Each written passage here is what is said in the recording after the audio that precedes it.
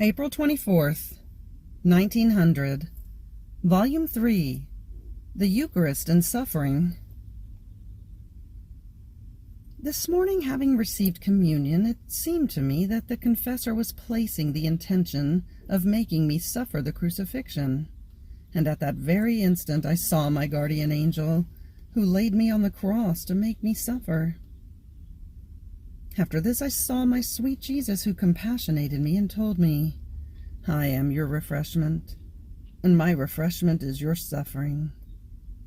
And he showed an unspeakable contentment for my suffering, and for the confessor who, by means of the obedience to suffer which he had given me, had procured this relief for him.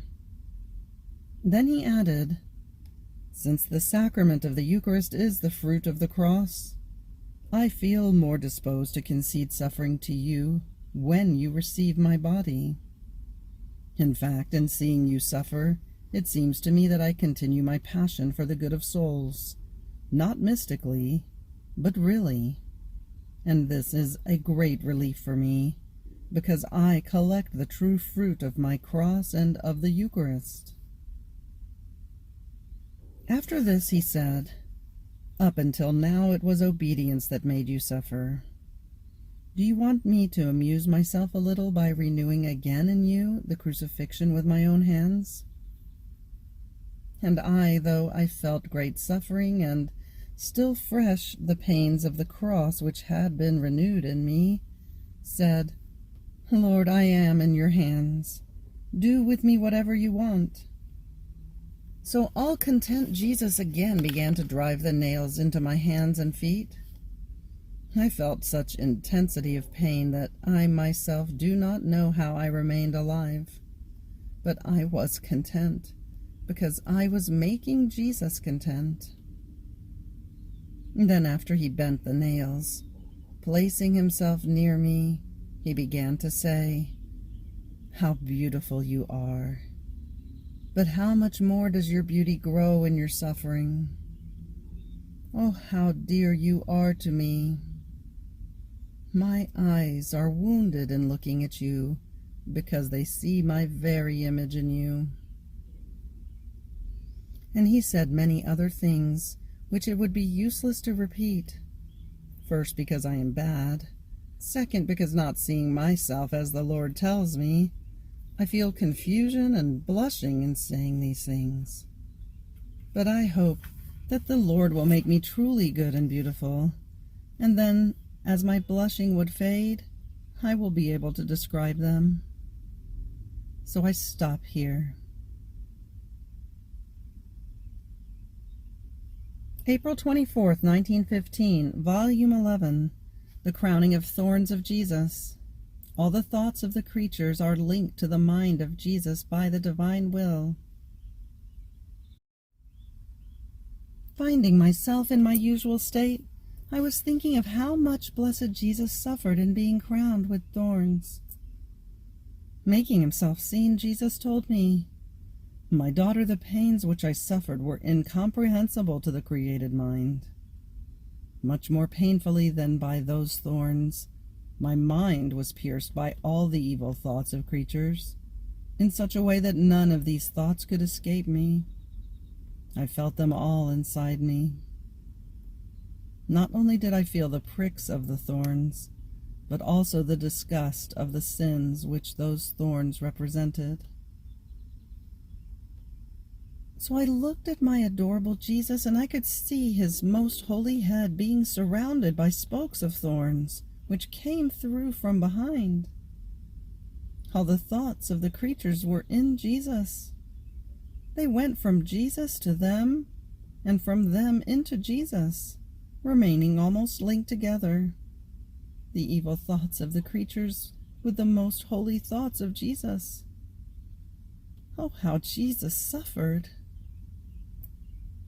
Then he added, "My daughter, only the souls who live in my will can give me true reparations and soothe me from thorns so sharp. In fact, since they live in my will, and since my will is everywhere, they find themselves in me and in everyone. They descend into the creatures, and rise up to me. They bring me all the reparations. They soothe me. And in the sick minds they turn darkness into light.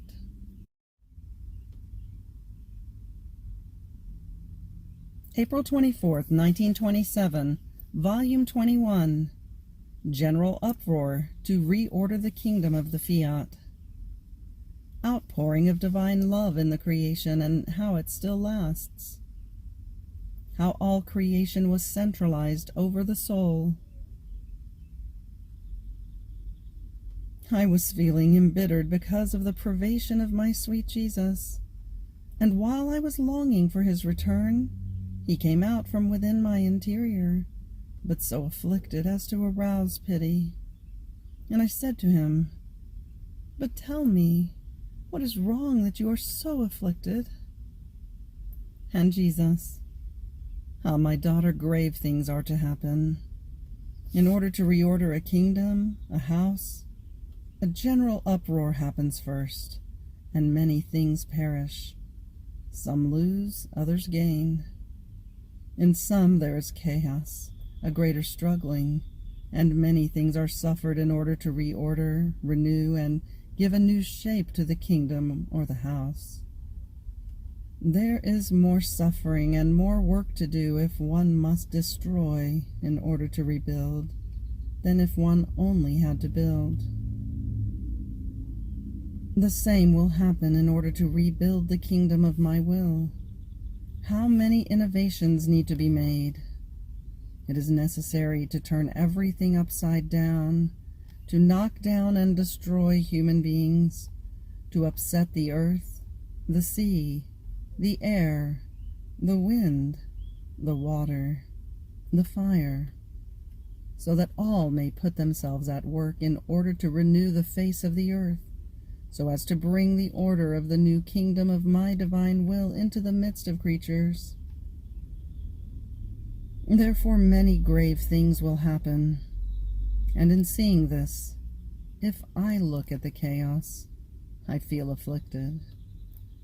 But if I look beyond, in seeing the order and my new kingdom rebuilt, I go from a deep sadness to a joy so great that you cannot comprehend. This is the reason why you see me now sad, and now with joy of my celestial fatherland. I felt sad because of this uproar that Jesus had talked to me about.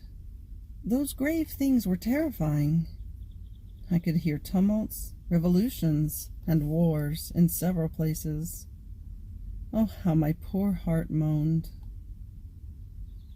And Jesus, to cheer me, took me in his arms, pressed me tightly to his most holy heart, and told me, "My daughter, let us look beyond, that we may be cheered.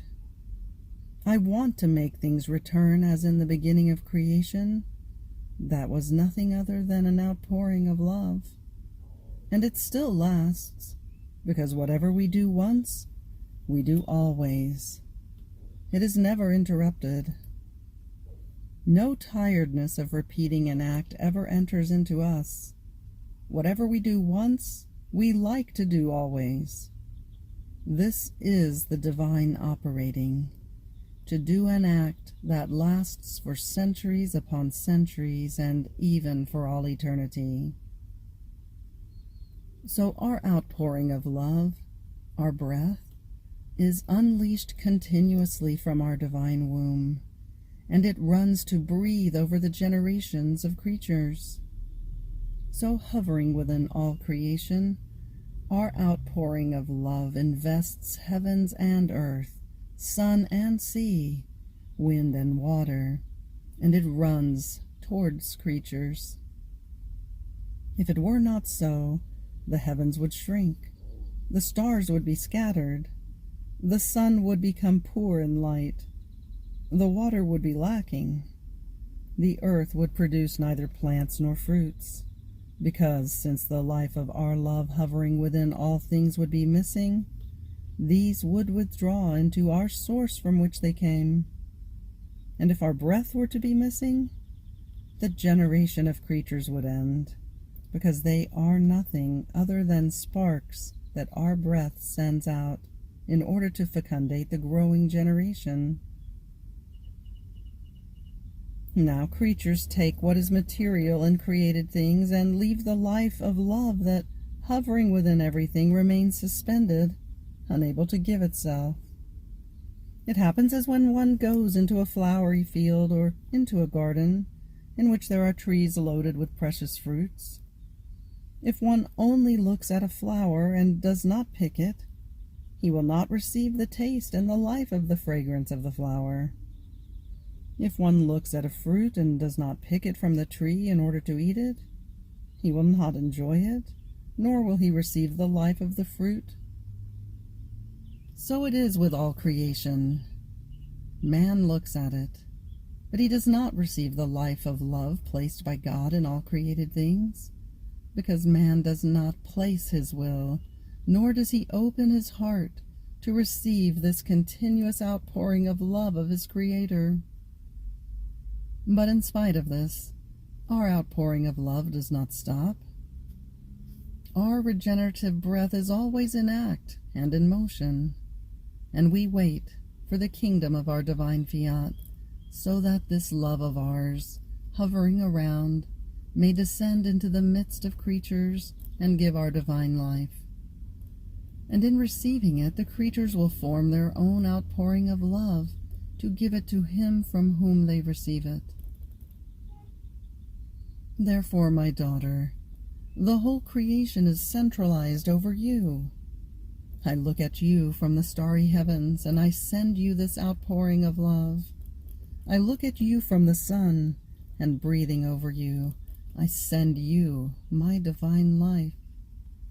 I look at you from the sea, and in its foaming and mighty waves, I send you my love that, being constrained, I unload with might over you like a sea. I look at you from the wind, and I pour over you my ruling, purifying, warming love. I look at you from the mountains, and I send you the outpouring of my firm and unshakable love. There is not one place or created thing from which I do not look at you to pour love over you. In fact, since my will is in you, you draw me from all sides to look at you, because my will expands your capacity to receive my continuous outpouring of love. Wherever my divine will reigns, I can give everything. I can centralize everything. And a contest arises between creator and creature, I in giving, she in receiving. I give, and she gives to me. She gives to me, and I give in yet more superabundant ways. Therefore, always in my will do I want you, that we may be always in a contest, I with you and you with me.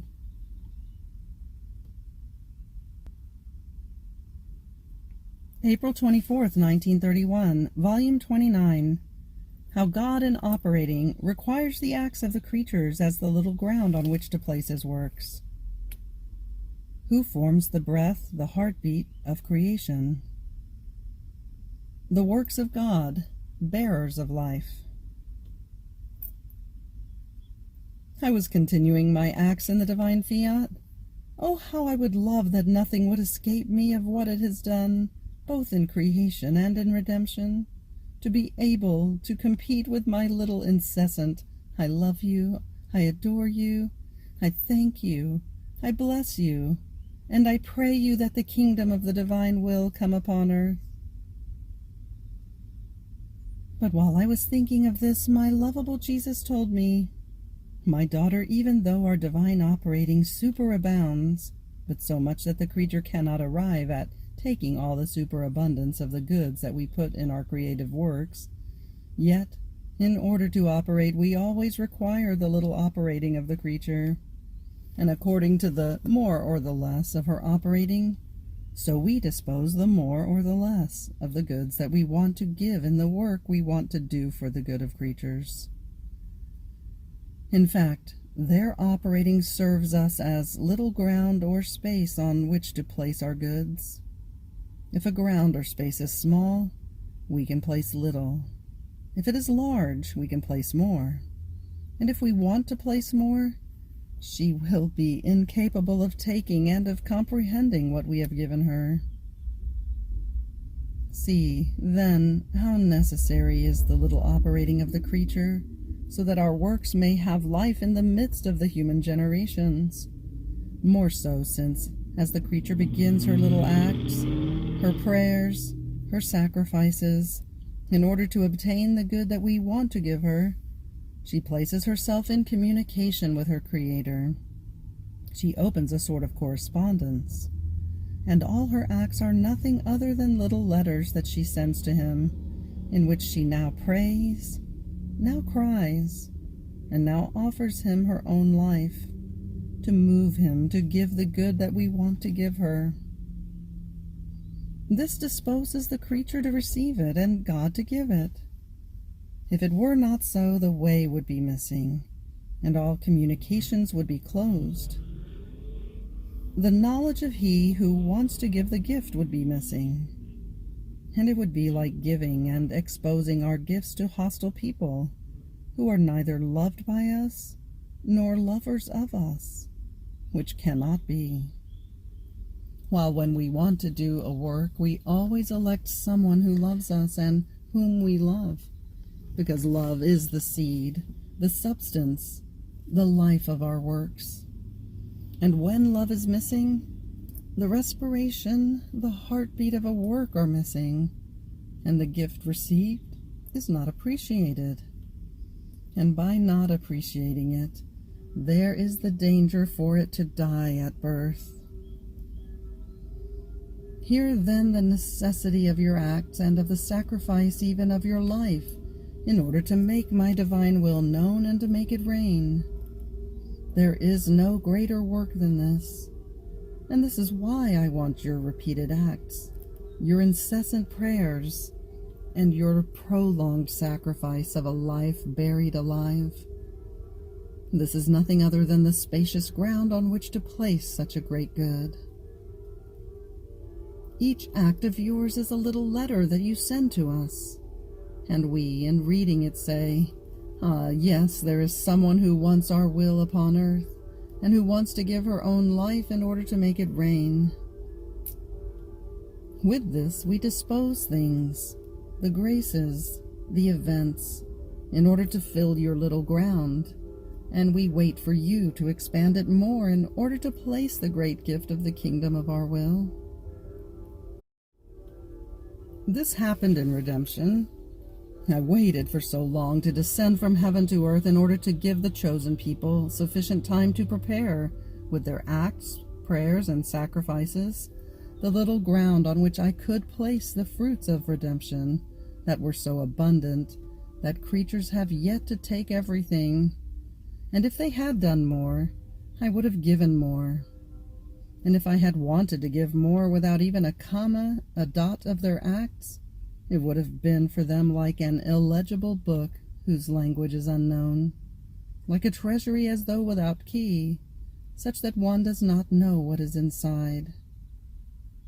In fact, the act of the creature is the eye that reads and the key that opens in order to take my gifts. And besides, to give without the gift given being known, it would have been a sorrow and unworthy of our wisdom. Therefore be attentive in following my divine will. The more you will follow it, the more you will recognize it, and the more superabundant it will be in giving its goods. After this I was continuing my round in creation, to unite myself to the acts done by the divine will in it. And my sweet Jesus added, "My daughter, the breath, the heartbeat, the circulation of the blood of creation is our love, adoration, and glory. We placed in it what we are in ourselves. Our nature is most pure love, and our sanctity is so great that what this love produces is nothing other than profound adoration and perennial glory to our divine being. So in putting out the creation, we had to put what we possess, nor could we put things that did not belong to us. Therefore the heartbeat of creation is love, and as it palpitates, it pearls it with new love, that giving it the race of the circulation repeats incessantly, adoration and glory to our Creator. Now if the creature goes around in the created things, placing her love, she places her own and takes our love, and makes new love arise, to wait for her again, in order to receive and to give its love. So an exchange takes place, and a contest between the created things and the creature, that uniting together give love, adoration, and glory to our Supreme Being. Therefore, if you want to love, think that all created things have our mandate to give you love, as long as they receive yours. In this way, the feast of our love will be maintained in heaven and on earth, and you will feel the happiness of our love and the breath of love. The heartbeat of the adoration will be substituted in you, and perennial glory to your Creator will circulate in your blood. Now you must know that our works are full of life. Our creative strength has the virtue of placing the vital seed in all the works we do, and of communicating it to the creatures who make use of them. Creation is packed with our creative works. Redemption is an immense field of our actions done so that they might bring to creatures the life and the good that they contain.